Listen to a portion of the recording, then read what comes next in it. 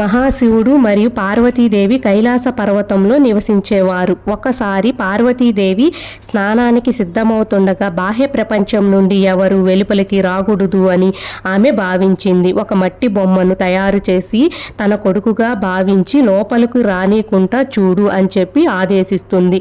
అప్పుడు అక్కడికి శివుడు వస్తాడు. ఆ బాలుడు శివుడిని లోపలికి రానీయడు. కోపంతో శివుడు తలను తీసేస్తాడు. దీంతో పార్వతీదేవి చాలా బాధపడుతుంది. అప్పుడు ఆమె ఆదేశిస్తుంది, ఈ బాలుడికి పునర్జీవం పోయమని చెప్పి చాలా బాధతో చెప్తుంది మహాశివుడికి. అప్పుడు మహాశివుడు ఒక ఏనుగు తలను తెచ్చి ఆ బాలుడికి అమరుస్తాడు. అప్పటి నుంచి ఆయన్ను గణేశుడు లేదా వినాయకుడు అని పిలుస్తారు.